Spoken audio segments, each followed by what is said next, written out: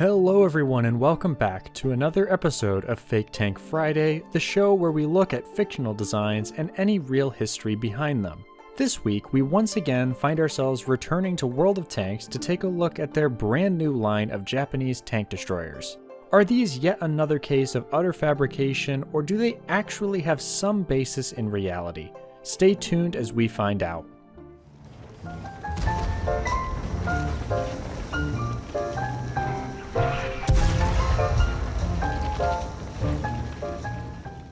You may recall a previous video where we looked at the Japanese heavy tank line in World of Tanks Blitz. For those of you who haven't seen that one yet, I recommend it, but in it we started with the lowest tier vehicle and worked our way up from there. We'll be doing the same today for the tank destroyers, starting with the tier 5 Honi E3. Wargaming starts off strong with a completely real tank destroyer, with the Honi E3 being the third version of the Honi tank destroyer lineage. Unlike the first two, this vehicle featured a fully enclosed fighting compartment on the same Type 97 Chiha chassis. They've obviously taken some liberties with the various modules of the tank, with it having 100 more horsepower than the real vehicle, but the top cannon available is the real Type 90 75mm cannon the Honi E3 carried. Moving on, we come to the Tier 6 vehicle known as the Giro. The Giro was one of two self-propelled gun concepts designed to use the hulls of the Type 95 heavy tank, which we looked at before on this channel, including the SPGs. We do know that the remaining Type 95s did not go entirely unused, with their chassis being chosen for some heavy SPG variants. One of these, known as the Hero or Hero Sha, was an open-topped vehicle with a Type 14 105mm cannon.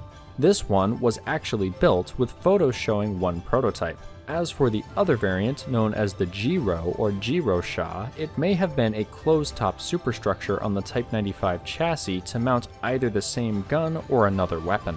It is not known if this was built, as no photos exist today. The armament of these two vehicles also vary wildly from source to source, so I can't tell for certain what the true armaments were.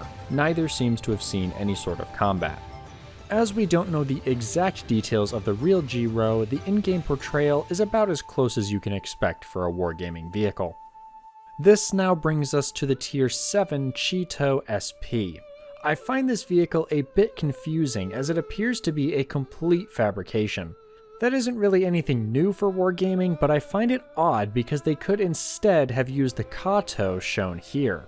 Sources differ on exactly what hull this would have used, with some saying the Chito and others saying the Chi-Ri, but either would have been more realistic than the Chito SP. At least the gun is real, I guess. Wargaming does somewhat tell the player that the vehicle is not real with the in-game description, but once again they use vague wording to make it seem more real than it probably is. I will concede that a casemate-style self-propelled gun on the Chito chassis is not outside the realm of possibility though, so at least it doesn't stray into the utter fantasy of some of the other tanks they've added. The final three vehicles from Tier 8 to Tier 10 we will consider together, as they are three variations on the same concept. The Ho-Ris are another group of vehicles we have already looked at on this channel in my Chi-Ri video, so let's see what info I found on them from there.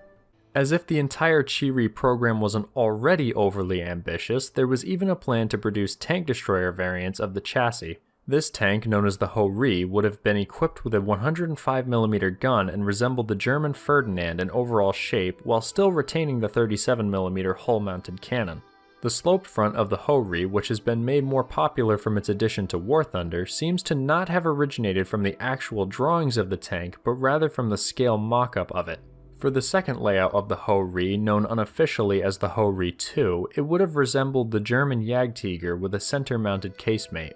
The planned 105mm was tested prior to the end of the war, but neither design was ever built, making the Ho-Ri a completely paper tank.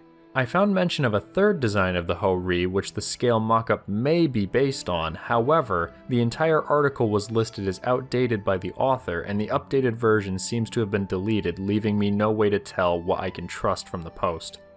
When we look at the vehicles in World of Tanks, they fairly closely resemble these concept drawings and descriptions of the real-world examples. However, there is one major difference when we look at the Tier 9 and Tier 8, with both sporting a massive 14.9cm gun. The one in the Tier 9 is correctly referred to as the Type 96, which was a real gun built by Japan, but the Tier 10 uses a Type 97, which as far as I can tell was made up for the game.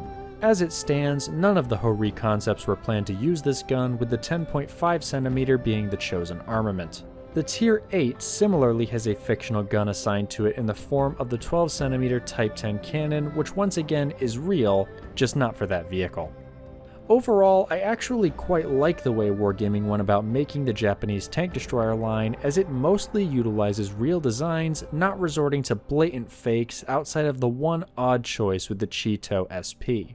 I can't say that I fully agree with slapping random guns on vehicles which never were intended to use them, but I accept that at the end of the day, it's just a game.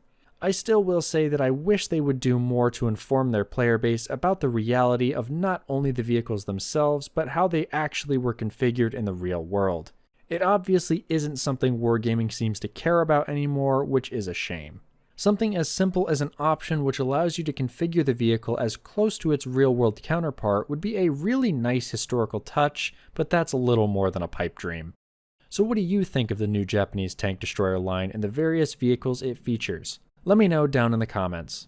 If you enjoyed this video and want to see more covering Japanese tanks, you can find those on my channel. Thanks as always for watching, and to my YouTube members for their support of my content. I've been working to bring some more Cursed by Design videos to those of you waiting for them, so please bear with the fake tank videos in the meantime. I'll see you all in the next video.